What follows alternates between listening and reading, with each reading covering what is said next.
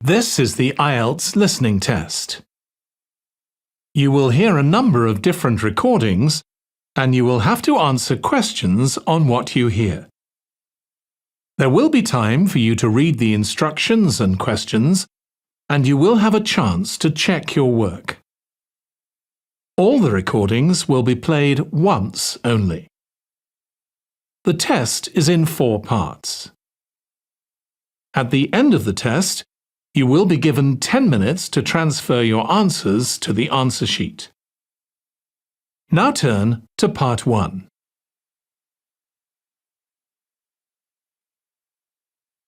Part 1. You will hear a woman calling a tourist information office to ask about a festival. First, you have some time to look at questions 1 to 4.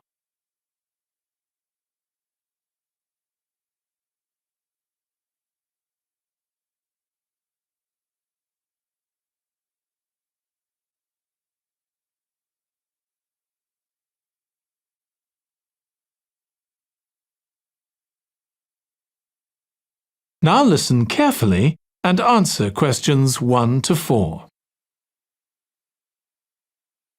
Good morning. You're through to the Tourist Information Office. Tim speaking. How can I help you? Oh, hello. Could you give me some information about next month's festival, please? My family and I will be staying in the town that week. Of course. Well, it starts with a concert on the afternoon of the 17th. Oh, I heard about that. The orchestra and singers come from the USA, don't they? They're from Canada. They're very popular over there. They're going to perform a number of well-known pieces that will appeal to children as well as adults. That sounds good. My whole family are interested in music.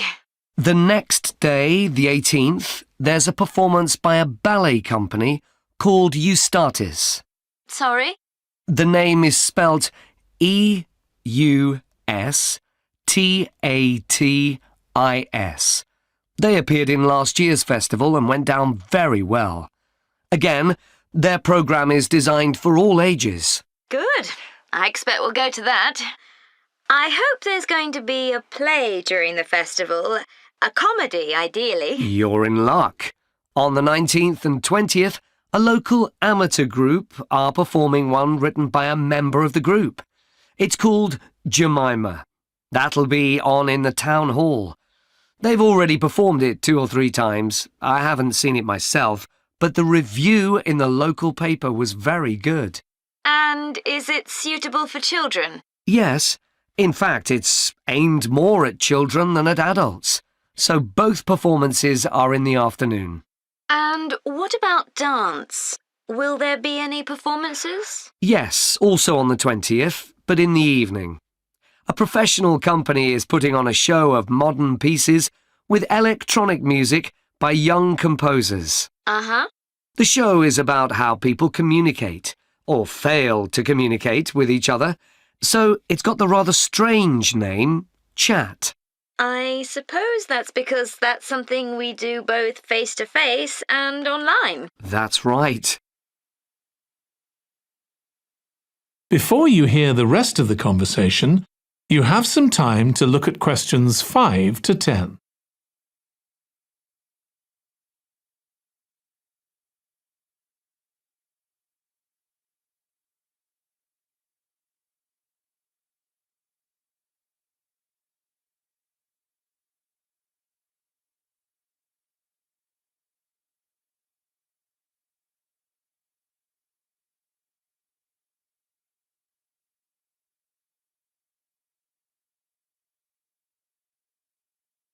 Now listen and answer questions 5 to 10.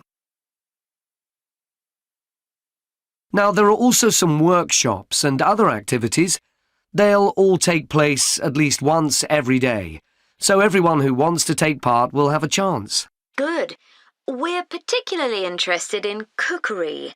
You don't happen to have a cookery workshop, do you? We certainly do. It's going to focus on how to make food part of a healthy lifestyle. And it'll show that even sweet things like cakes can contain much less sugar than they usually do. That might be worth going to. We're trying to encourage our children to cook.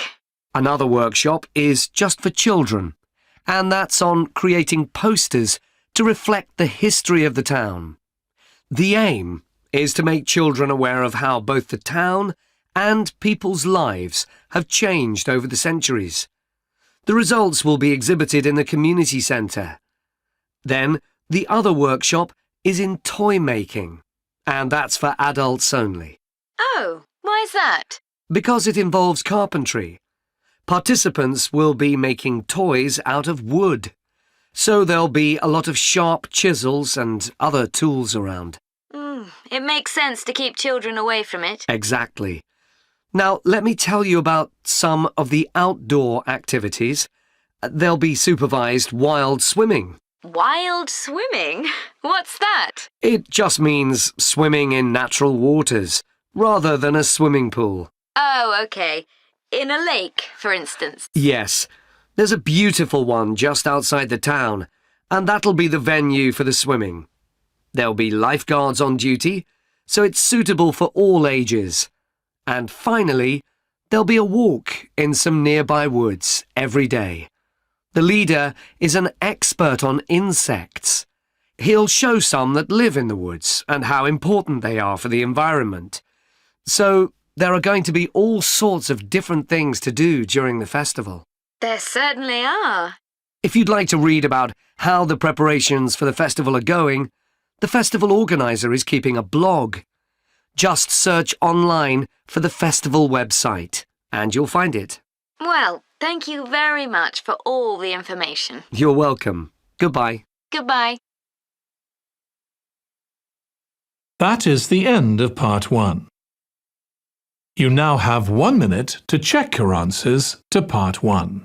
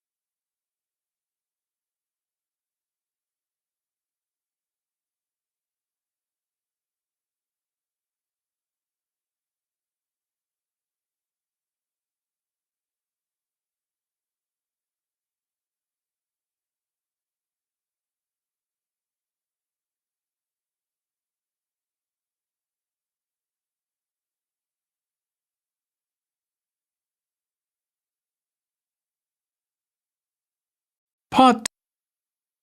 You will hear part of a talk to a gardening club about a local park.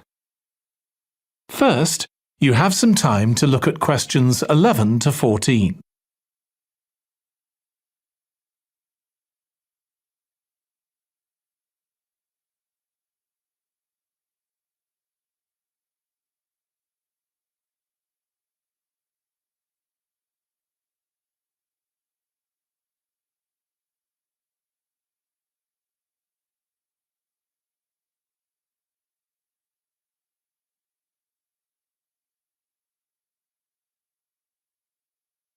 Now listen carefully and answer questions 11 to 14. I'm very pleased to welcome this evening's guest speaker, Mark Logan, who's going to tell us about the recent transformation of Minster Park. Over to you, Mark. Thank you. I'm sure you're all familiar with Minster Park. It's been a feature of the city for well over a century, and has been the responsibility of the City Council for most of that time. What perhaps isn't so well known is the origin of the park. Unlike many public parks that started in private ownership, as the garden of a large house, for instance, Minster was some wasteland, which people living nearby started planting with flowers in 1892. It was unclear who actually owned the land, and this wasn't settled until 20 years later, when the council took possession of it. You may have noticed the statue near one of the entrances. It's of Diane Gosforth, who played a key role in the history of the park. Once the council had become the legal owner, it planned to sell the land for housing. Many local people wanted it to remain a place that everyone could go to enjoy the fresh air and natural environment. Remember, the park is in a densely populated residential area. Diane Gosforth was one of those people, and she organised petitions and demonstrations, which eventually made the council change its mind about the future of the land. Soon after this, the First World War broke out in 1914, and most of the park was dug up and planted with vegetables, which were sold locally. At one stage, the army considered taking it over for troop exercises and got as far as contacting the city council, then decided the park was too small to be of use. There were occasional public meetings during the war in an area that had been retained as grass. After the war, the park was turned back more or less to how it had been before 1914 and continued almost unchanged until recently. Plans for transforming it were drawn up at various times, most recently in 2013, though they were revised in 2015 before any work had started. The changes finally got going in 2016 and were finished on schedule last year.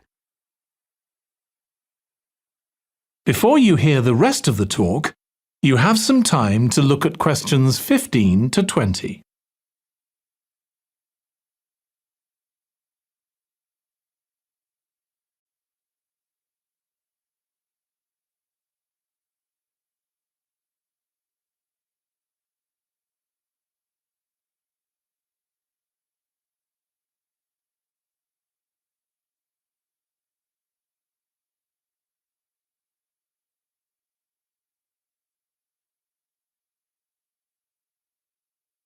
Now listen and answer questions 15 to 20. OK, let me tell you about some of the changes that have been made and some things that have been retained. If you look at this map, you'll see the familiar outline of the park, with the river forming the northern boundary, and a gate in each of the other three walls. The statue of Diane Gosforth has been moved. It used to be close to the south gate, but it's now immediately to the north of the lily pond, almost in the centre of the park, which makes it much more visible. There's a new area of wooden sculptures, which are on the riverbank, where the path from the east gate makes a sharp bend. There are two areas that are particularly intended for children. The playground has been enlarged and improved, and that's between the river and the path that leads from the pond to the river. Then there's a new maze, a circular series of paths separated by low hedges. That's near the west gate. You go north from there towards the river and then turn left to reach it. There have been tennis courts in the park for many years, and they've been doubled, from 4 to 8. They're still in the southwest corner of the park, where there's a right-angle bend in the path. Something else I'd like to mention is the new fitness area. This is right next to the lily pond on the same side as the west gate. Now, as you're all gardeners, I'm sure you'll like to hear about the plants that have been chosen for the park. That is the end of part 2. You now have 30 seconds to check your answers to part 2.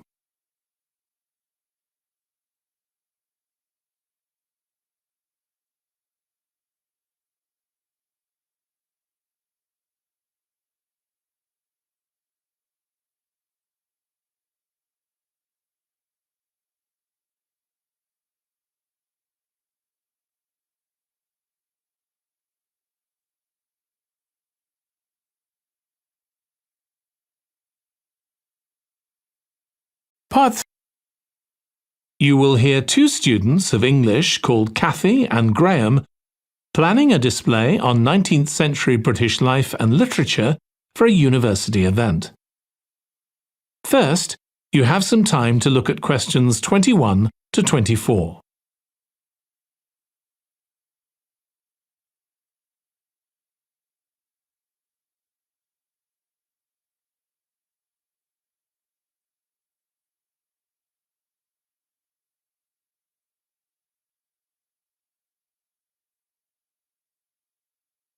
Now listen carefully and answer questions 21 to 24.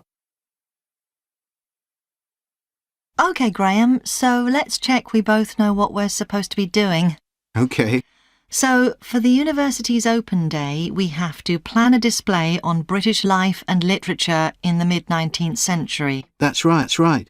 But we'll have some people to help us find the materials and set it up, remember? For the moment, we just need to plan it. Good.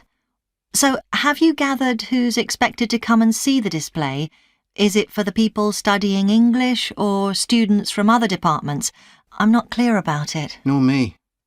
That was how it used to be, but it didn't attract many people, so this year it's going to be part of an open day to raise the university's profile.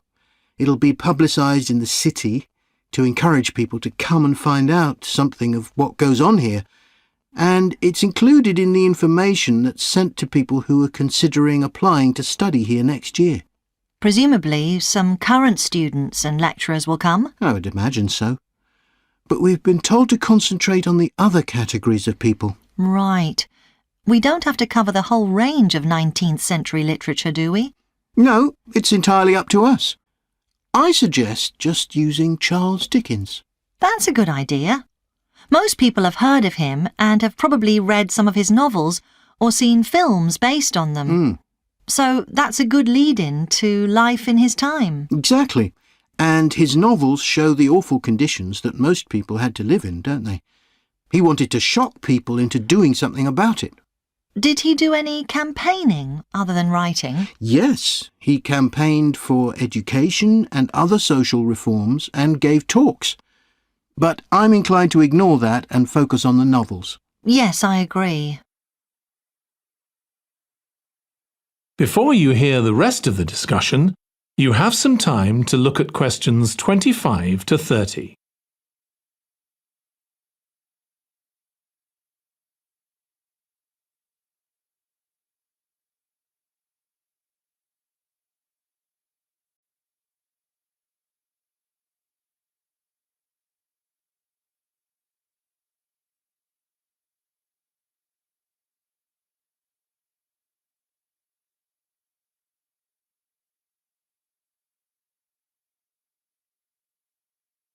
Now listen and answer questions 25 to 30. OK, so now shall we think about a topic linked to each novel? Yes, I've printed out a list of Dickens's novels in the order they were published, in the hope you'd agree to focus on him. You're lucky I did agree. Let's have a look. OK, the first was The Pickwick Papers, published in 1836. It was very successful when it came out, wasn't it? And was adapted for the theatre straight away. There's an interesting point, though, that there's a character who keeps falling asleep, and that medical condition was named after the book, Pickwickian syndrome. Oh, so why don't we use that as the topic and include some quotations from the novel? Right. Next is Oliver Twist. There's a lot in the novel about poverty, but maybe something less obvious.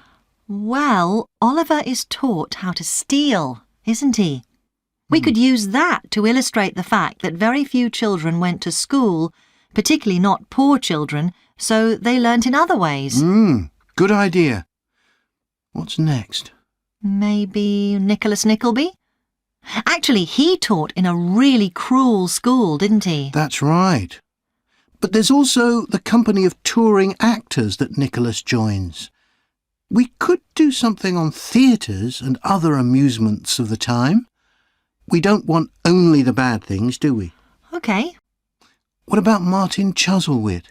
He goes to the USA, doesn't he? Yes.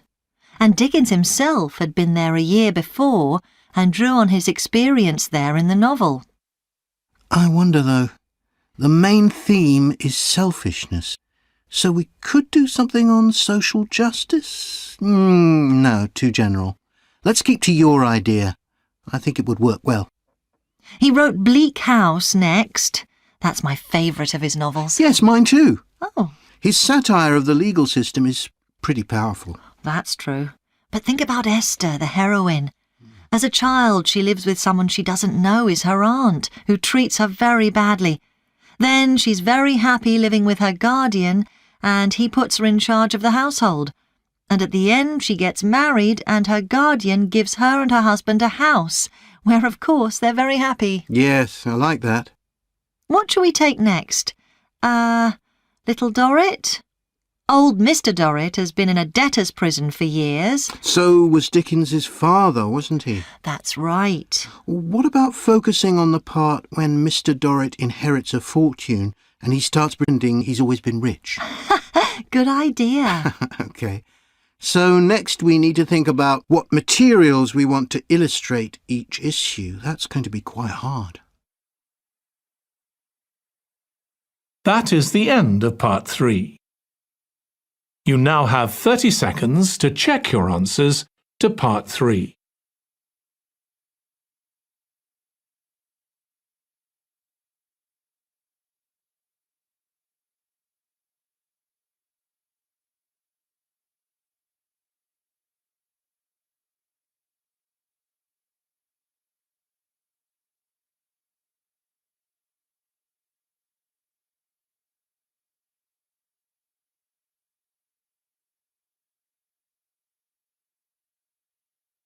Part 4.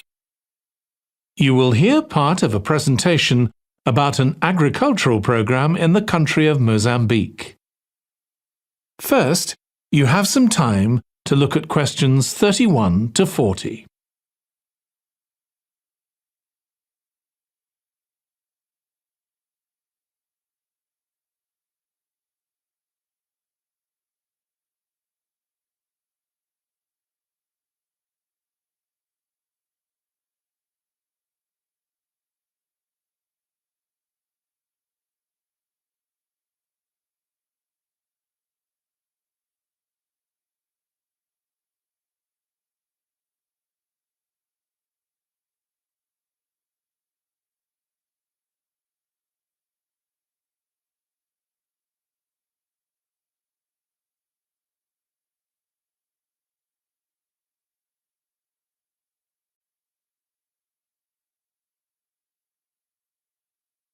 Now listen carefully and answer questions 31 to 40. I'm going to report on a case study of a program which has been set up to help rural populations in Mozambique, a largely agricultural country in Southeast Africa. The program worked with 3 communities in Chikwalakwala district near the Limpopo River. This is a dry and arid region with unpredictable rainfall. Because of this, people in the area were unable to support themselves through agriculture, and instead they used the forest as a means of providing themselves with an income, mainly by selling charcoal. However, this was not a sustainable way of living in the long term, as they were rapidly using up this resource. To support agriculture in this dry region, the program focused primarily on making use of existing water resources from the Limpopo River by setting up systems of irrigation, which would provide a dependable water supply for crops and animals. The program worked closely with the district government in order to find the best way of implementing this. The region already had one farmers' association, and it was decided to set up 2 more of these. These associations planned and carried out activities including water management, livestock breeding and agriculture. And it was notable that in general, women formed the majority of the workforce. It was decided that in order to keep the crops safe from animals, both wild and domestic, special areas should be fenced off where the crops could be grown. The community was responsible for creating these fences, but the programme provided the necessary wire for making them. Once the area had been fenced off, it could be cultivated. The land was dug so that vegetables and cereals appropriate to the climate could be grown, and the programme provided the necessary seeds for this. The programme also provided pumps so that water could be brought from the river in pipes to the fields. However, the labour was all provided by local people, and they also provided and put up the posts that supported the fences around the fields.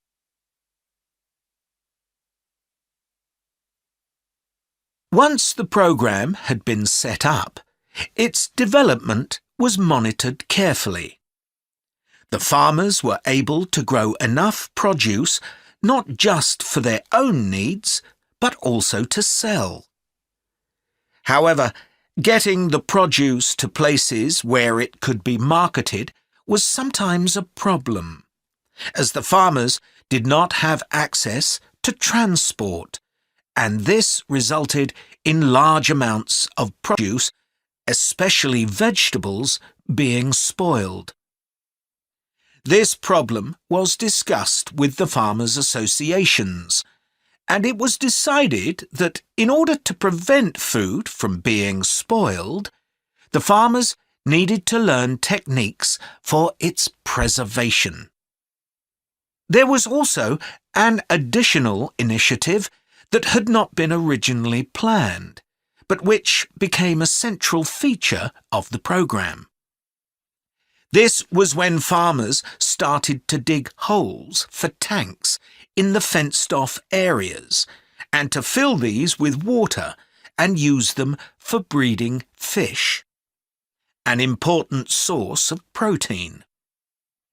After a time, another suggestion was made by local people which hadn't been part of the programme's original proposal, but which was also adopted later on. They decided to try setting up colonies of bees, which would provide honey both for their own consumption and to sell. So, what lessons can be learned from this programme? First of all, it tells us that in dry, arid regions, if there is access to a reliable source of water, there is great potential for the development of agriculture. In Chiqualaquala, there was a marked improvement in agricultural production, which improved food security and benefited local people by providing them with both food and income. However, it's important to set realistic timelines for each phase of the programme, especially for its design, as mistakes made at this stage may be hard to correct later on. The programme demonstrates that sustainable development is possible in areas where there is